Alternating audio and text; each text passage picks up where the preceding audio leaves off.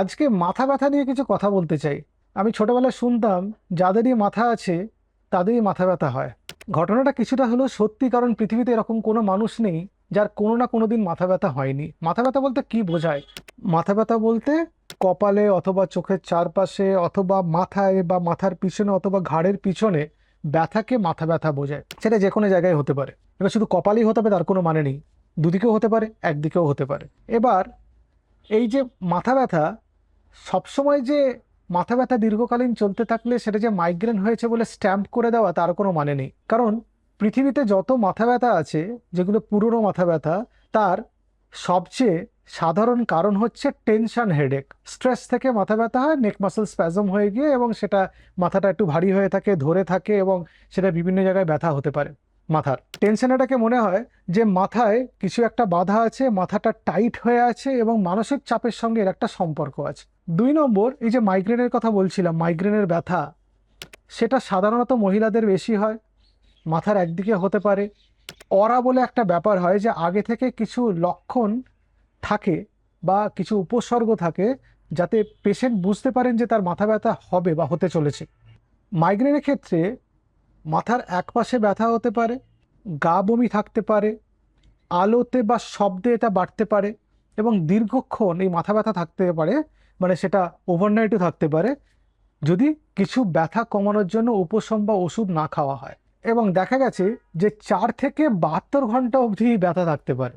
কিছু trigger factor থাকতে পারে, যেমন মানসিক চাপ, যেমন কম ঘুম হওয়া, যেমন কিছু খাবার, সেটা চিজ হতে পারে, চকলেটস হতে পারে, কোল্ড ড্রিঙ্ক হতে পারে, স্পাইসি ফুড হতে পারে। এগুলো কিন্তু দেখা গেছে যে ট্রিগার ফ্যাক্টর হতে পারে। বা তীব্র কোনো শব্দ বা কোনো তীব্র গন্ধ, সেক্ষেত্রে একটা ট্রিগার ফ্যাক্টর হতে পারে। 3 নম্বর, সাইনাসের ব্যথা, প্যারানেজাল সাইনাসিসগুলো নাকের চারপাশে, চোখের চারপাশে, এখানে সাইনাস থাকে, এবং সেটা ভাইরাস বা ব্যাকটেরিয়াল ইনফেকশনে হতে পারে, বা প্রোটোজোয়াল ইনফেকশনে হতে পারে, বা ফাঙ্গাল ইনফেকশনে হতে পারে। এবং দেখা গেছে যে এই সাইনাসগুলোতে প্রেশার দিলে ব্যথা অনুভূত হয়। মাথাটা নিচের দিকে করলে মাথা ভারী বা মাথা ব্যথা বাড়ে। এবং এটা সাধারণত সর্দি কাশির পরে বা ভাইরাল ইনফেকশনের পরে বা ফ্লু বা সিজনাল ফ্লুর পরে এটা বেড়ে যায়। এটা খুব গুরুত্বপূর্ণ যে আপনি কেমন থাকছেন সেটা দেখা। এবং দেখা গেছে যে মাথা ব্যথা যদি সাইনাস থেকে হয় বা সাইনোসাইটিস থেকে হয়, এটা একটা ক্রনিক মাথা ব্যথা, মাঝে মাঝে এরকম প্রবলেম হয়, এবং কিছু ওষুধ আছে, অ্যান্টি অ্যালার্জি, কিছু নেজাল স্প্রে, অ্যান্টিবায়োটিক, যদি সেটা ব্যাকটেরিয়াল ইনফেকশনের জন্য হয়, কিছু পরীক্ষা নিরীক্ষা করে সেটা নির্ধারণ করে ফেলা যায়, এবং তার সুনির্দিষ্ট কিছু চিকিৎসা আছে। 4 নম্বর, চোখের পাওয়ারের সমস্যা। চোখে যদি পাওয়ারের কোনো সমস্যা, সেটা ঠিকঠাক কারেকশন না করা থাকে, তাহলে অ্যাকোমোডেশনের জন্য চোখে চাপ পড়ার জন্য ব্যথা বাড়ে। 5 নম্বর হচ্ছে উচ্চ রক্তচাপ। উচ্চ রক্তচাপ দেখা গেছে যে যদি হয়, তাহলে এই মাথার ব্যথা বাড়তে পারে, মানে বিশেষত ঘাড়ে ব্যথা হয় বা মাথার পিছনে ব্যথা হয়। যদি প্রেশার বাড়ে, যদি প্রেশারটা খুব বেশি লেভেলে বাড়ে, তাহলে কিন্তু মাথার পিছনে ব্যথা হয়। কিন্তু সাধারণভাবে অল্প একটু ব্লাড প্রেশার বেড়েছে, কোনো সিমটম থাকে না, সেজন্য ব্লাড প্রেশারকে সাইলেন্ট কিলার বলে। যদি ব্লাড প্রেশার 160 বা তার উপরে ওঠে, তাহলে মাথার পিছনে ব্যথা অনুভব হতে পারে। সিস্টেমিক ব্লাড প্রেশারের কথা বললাম। কিন্তু ব্লাড প্রেশার বাড়লেই যে মাথা ব্যথা হবে তার কোনো মানে নেই। মানে আমি এটা বলতে চাইছি যে আপনার কোনো লক্ষণ নেই মানে আপনার ব্লাড প্রেশার নর্মাল, এটা নয়। কিন্তু এরকম অনেক মানুষ পাই আমাদের কাছে আসেন যারা, যাদের ব্লাড প্রেশার নর্মাল নয়, বেশি, কিন্তু আর কোনো সিমটম নেই। 6 নম্বর, ডিহাইড্রেশন। ডিহাইড্রেশন হলে কিন্তু মাথা ব্যথা বাড়ে।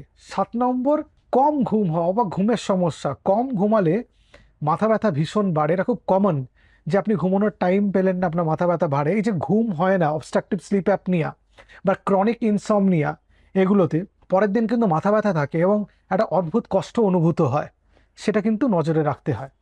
8 নম্বর, অতিরিক্ত চা, কফি ইত্যাদি খেলে মাথা ব্যথা বাড়ে। যারা খুব বেশি পরিমাণে খাচ্ছেন চা, কফি, তাদের মাথা ব্যথা বাড়বে।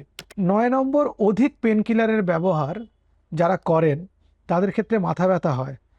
কিছু কিছু ওষুধ আছে যেমন নাইট্রেট, এগুলোতে মাথা ব্যথা হয়।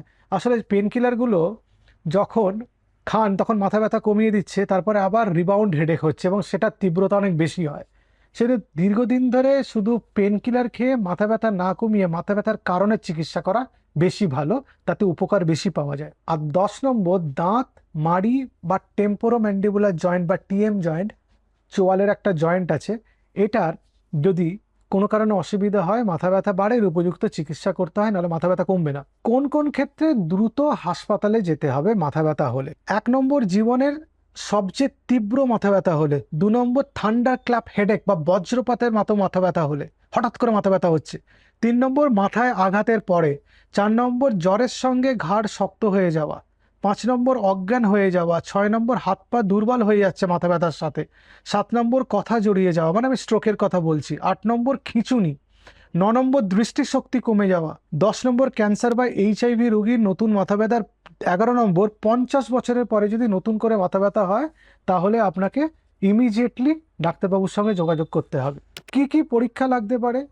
সব ক্ষেত্রে পরীক্ষার কোনো প্রয়োজন হয় না, যে মাথা ব্যথা হলেই যে পরীক্ষা করতে হবে তা না, কিন্তু কিছু কিছু ক্ষেত্রে আমাদের পরীক্ষা করতে হয়, যে ব্লাড প্রেশারটা মেপে দেখা, যে ব্লাড প্রেশার ঠিক আছে কিনা, বেশি আছে কিনা। কখনো কখনো ওই যে থান্ডার ক্ল্যাপ হেডেকের কথা বলছিলাম, যে ব্রেনে করে হেমারেজ হলো কিনা, সিটি স্ক্যান করতে হয়, প্রয়োজনে MRI স্ক্যান করতে হতে পারে। সাইনোসাইটিস হচ্ছে কিনা, কিছু এক্স-রে আছে বা সিটি স্ক্যান আছে, সেটা করে দেখতে হয়। এবং যদি মাথা ব্যথার সঙ্গে জ্বর থাকে বা ডিসওরিয়েন্টেশন থাকে বা খিঁচুনি থাকে, তাহলে লাম্বার পাংচারের মতো পরীক্ষা করে মেরুদণ্ডের রস নিয়ে পরীক্ষা করে দেখতে হয় কোনো ইনফেকশন ইত্যাদি হয়েছে কিনা। এবার মাথা ব্যথার চিকিৎসা পুরোপুরি কারণের উপর নির্ভর করে। যদি টেনশন বা স্ট্রেস হয়, তাহলে স্ট্রেস কমানোর জন্য কিছু ব্যবস্থা গ্রহণ করতে হবে, কিছু ওষুধ খেতে হতে পারে। সাইনোসাইটিসের ব্যথা হলে সেখানে কিছু ওষুধ আছে। মাইগ্রেনের জন্য কিছু প্রোফাইল্যাক্সিস আছে, ফ্লুনানিজিন বা ম্যাগনেসিয়াম ইত্যাদি, সেটা ডাক্তারবাবু পরামর্শ অনুযায়ী খাওয়া দরকার। কারো কারো ক্ষেত্রে দেখা যায় চোখের কোনো প্রবলেম হচ্ছে, তাহলে চোখের ডাক্তারবাবুর সঙ্গে যোগাযোগ করে পাওয়ার চেক করিয়ে ঠিকভাবে চশমা টশমা ইত্যাদি নেওয়া দরকার। মানে যে কারণে মাথা ব্যথা হচ্ছে সেটার চিকিৎসা করতে হবে। মাথা ব্যথা হলে বাজার থেকে কোনো একটা পার্টিকুলার ব্র্যান্ডের ওষুধ কিনে সেটা দিনের পর দিন খেয়ে ব্যথাটাকে কমিয়ে দিয়ে বা চেপে দেওয়ার কোনো মানে হয় না। তাতে আপনি উপকার পাবেন না, রোগটা চেপে থাকার জন্য আপনার রোগটা বেড়ে যাবে। আমি সবার জন্য বলি যে প্রত্যেকদিন ঠিকভাবে জল পান করুন, ভালোভাবে ঘুমান, স্ট্রেস ফ্রি থাকার জন্য মেডিটেশন করুন, এক্সারসাইজ করুন, সুষম খাবার খান, অ্যালকোহল, চা, কফি এগুলো একটু পরিমাণ কমিয়ে আনুন, এবং বই পড়া অভ্যেস করতে পারেন। তাতে মাইন্ড অনেক ফ্রেশ থাকে, স্ট্রেস কমে। আর দীর্ঘদিন মাথা ব্যথা থাকলে চিকিৎসকের পরামর্শ নিন। ভালো থাকবেন। নমস্কার।